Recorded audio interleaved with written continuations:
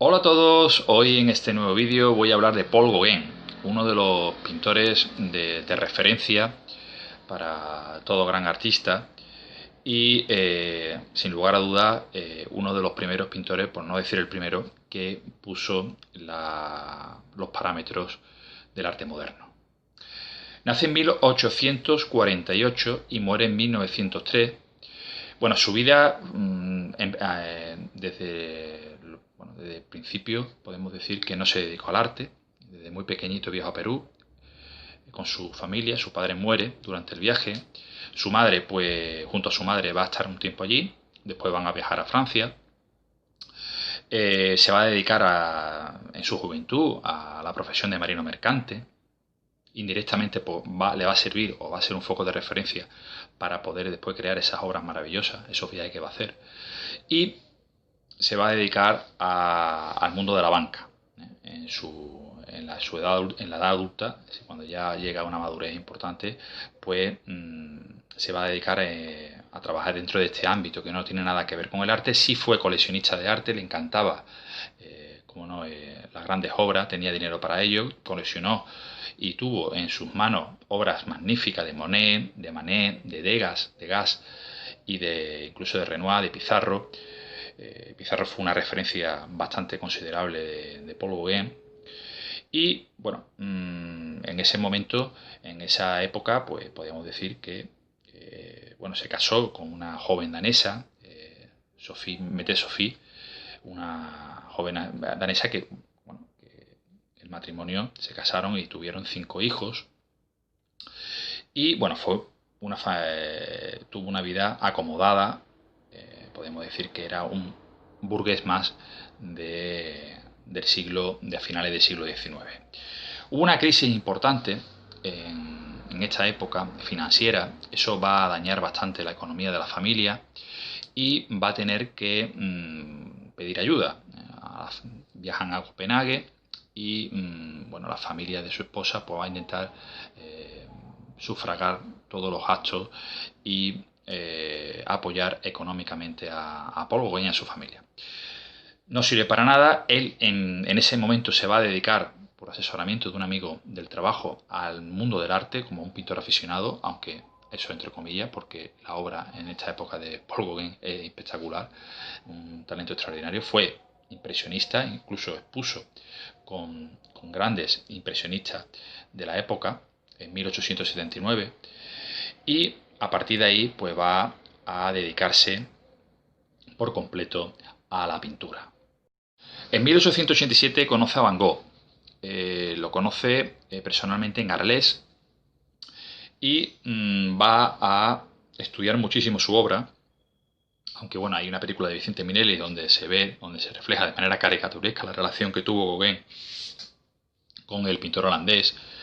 Fue tormentosa, pero la realidad fue que el pintor Paul se basó mucho en la manera de pintar de Van Gogh, sobre todo en plasmar lo cotidiano y darle una carga poética y religiosa importante. Hay grandísimas obras del pintor holandés que muchos, pues, en cuanto a la temática, ¿no? de reflejar pues cosas como una zapatilla o una habitación que no tiene importancia, bueno, pues esa carga psicológica y espiritual, incluso expresiva que aparece en la obra del pintor holandés, donde bueno, lo hace a través de la técnica de empaste y con una expresividad impresionante. Bueno, pues Paul Gauguin se basa mucho en eso para poder después crear obras maravillosas. Émile Bernard, otro gran artista impresionista, va a invitar a Paul Gauguin a estudiar el sintetismo, que fue una técnica que fue mucho más allá que el impresionismo. Ya comentamos anteriormente que el impresionismo fue una vanguardia fundamental a finales del siglo XIX y a principios del siglo XX, pero los postimpresionistas estudiaron el impresionismo, pero fueron muchísimo más allá. Vamos a ver dos obras maravillosas de Paul Gauguin. La visión después del sermón, ahí la tenemos, donde vemos un trazo pronunciado que aísla a los objetos e igualmente a los personajes. Es lo que se llama el coleccionismo. Utiliza colores puros, vivos, nada realista, simplifica los volúmenes y suprime las sombras y las gradaciones de color para crear una atmósfera ilusoria. Sencillamente, bueno, pues una obra en la que se puede ver toda la temática espiritual de Paul Gauguin, que le va a servir para después plasmar sus obras maestras en su etapa más madura, y sencillamente pues está poniendo ya de relieve pues todas esas esos parámetros de la vanguardia del siglo XX. El Cristo Amarillo, otra obra maravillosa donde el arte medieval tiene mucho que decir. Otro claro ejemplo de que este artista, este gran artista, estudia lo clásico y estudia movimientos históricos que no tienen importancia en esa época, o que muchos artistas pues no le daban importancia. El arte medieval, el gótico. Pues bien, Paul Gauguin se va a basar en las vidrieras del medioevo y sobre todo del gótico. También va a simplificar de una manera extremadamente genuina pues la figura humana, creando pues una expresividad y una carga psicológica brutal. Va a realizar o va a plasmar colores arbitrarios, figuras grotescas, pero a la misma vez enigmáticas, y dándole pues una atmósfera, podríamos decir, bastante armoniosa y a la misma vez muy poética. Y bueno, es una obra, El Cristo Amarillo, donde se va a ver la influencia japonesa también, fundamental. Los artistas Utamaro y Kosai, que fueron grabadores japoneses que tuvieron una repercusión muy positiva en París, siglo XIX, a principios del siglo XIX, a finales del siglo XIX, y después en la Comunidad de París a principios del siglo XX. Es decir, el arte japonés destruye la perspectiva y bueno, grandes artistas como Toulouse-Lautrec y Paul Gauguin, Van Gogh, Cézanne y después ya Picasso y bueno, todos los Modigliani, artistas muy Fujita, bueno, que son grandes del siglo XX, se van a basar mucho en esta cultura. Paul Gauguin fue uno de los primeros y gracias a esa asociación, lo medieval con el arte japonés, bueno, pues lo une en una batidora y da como resultado pues una obra maravillosa. Viaja a Tahití con la misión de aislarse de la cultura occidental, y a partir de ahí en la isla del Pacífico va a visualizar la pulcritud de la naturaleza, la ingenuidad primitiva, se va a enamorar de la cultura arcaica, en definitiva. Va a estudiar muchísimo a las comunidades que vivían en la isla.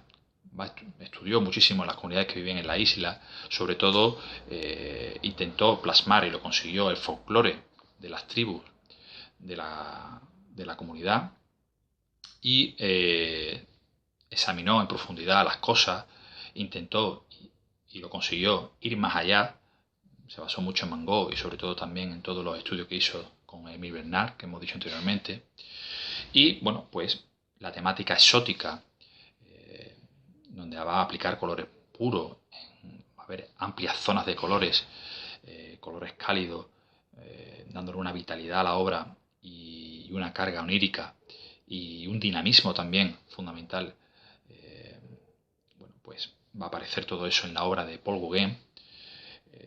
Van a aparecer musas, las musas tahitianas, musas gigantescas con contornos, figuras eróticas, donde aparecen contornos oscuros, aisladas totalmente de la composición del cuadro, con colores, como he dicho anteriormente, bastante cálidos. Y bueno, todo eso basándose en la estampa japonesa, en todos los estudios que hizo del impresionismo. Bueno, pues se basó en el carácter ceremonial y espiritual del arte primitivo. Sencillamente asoció muchos movimientos dando como resultado una obra original, creando lo que él llamó el simbolismo sintético. No lo tuvo fácil en la isla Paul Gauguin. Muere en 1903, murió solo. Tuvo muchos problemas depresivos, problemas con el alcohol. pero en esta última etapa va a realizar obras maravillosas. Dos claros ejemplos de lo que estoy diciendo, bueno, pues lo tenemos. Uno de ellos, una de ellas es esta obra magnífica, donde podemos ver bueno, pues todo lo que son las características fundamentales del pintor francés, cómo asocia la estampa japonesa con el arte medieval, creando una escena onírica y dando una carga simbólica considerable a la obra, y el oro de su cuerpo, donde va a reflejar pues la luminosidad carnal y bueno, toda esa temática erótica, ese erotismo salvaje, esa temática exótica tan peculiar y tan genuina del artista francés.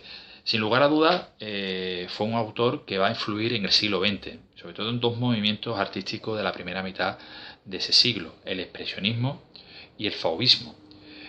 Bueno, autores de cabecera de estos movimientos, en el expresionismo Kirchner pues, y en el fauvismo Matisse, tienen que estudiar en profundidad la figura del pintor francés. Si nos vamos a la segunda mitad del siglo XX, bueno, pues artistas como David Hockney, para realizar esos paisajes tan peculiares, bueno, pues tiene que estudiar la cromática y analizar en profundidad pues esa experimentación que hizo Paul Gauguin a finales del siglo XIX. Yo tuve la suerte de verlo en el Museo d'Orsay de París, esta obra magnífica, la obra de El caballo blanco. Estuve viendo la obra muchísimo tiempo y veías cosas nuevas. Sencillamente era una obra dinámica, otra realidad, y eso solamente lo hace un gran artista. Si os ha gustado el vídeo, suscribíos a mi canal, dadle al like, podéis encontrarme en Instagram y en Facebook Alejandro Aldehuela. Hasta el próximo vídeo, un saludo.